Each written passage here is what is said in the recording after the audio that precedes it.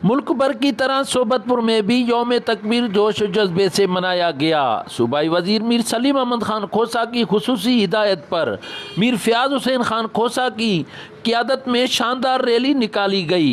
Rally खोसा house से शुरू हुई जो शहर के मुख्तलिफ रास्तों से होती हुई मेन चौक पर पहुंची। रैली के शुरका ने हाथों में पाकिस्तानी परचम उठा रखे थे और पाकिस्तान जिंदाबाद, पाक आर्मी जिंदाबाद के फलक शगाफ नारे लगाए। वश न्यूज़ को इंटरव्यू देते हुए शुरका का कहना था, आज 28 मई यौम तकबीर के हवाले से मीर सलीम खान के हुक्म पे आज इधर हमने रैली निकाली है और 28 मई यौम तकबीर अल्हम्दुलिल्लाह हमारे साइंसदानों ने, पाक अफवाज ने ये एटमी धमाके की वजह से जो है इंडिया को मुंह तोड़ जवाब दिया। अल्हम्दुलिल्लाह पाकिस्तान ता क़यामत कायम मुदाम रहेगा इंशाल्लाह।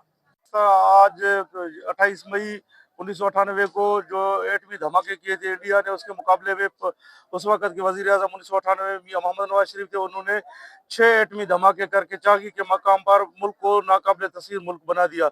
और आज इस रैली के तवसत से ये कहना चाहूँगा कि पाक अफवाज और हमारे पाकिस्तान के हीरो सियासतदान और सियासी क़यादत को हम जो है यहाँ पे खराज तहसीन पेश करने के लिए इकट्ठे हुए। मैं सबसे पहले पाकिस्तान मुस्लिम लीग के पार्लिमानी लीडर सलीम खान खोसो का शुक्रिया अदा करता हूँ।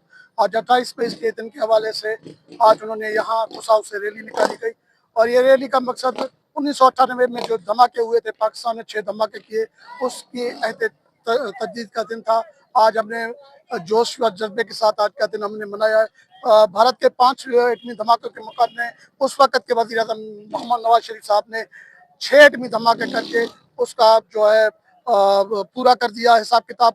और ये 6 धमाके आज उसका जो है अहद तजदीद मना रहे हैं और इंशाल्लाह पाकिस्तानी अफवाज इस वक्त पूरी दुनिया के अंदर एक मजबूत अफवाज है और पाकिस्तान का एक नाम जो है वो पूरी दुनिया में कायम व दायम है और पाकिस्तान की सलामती के लिए हमेशा यहाँ की कौम, यहाँ की अवाम दुआगो रहती है।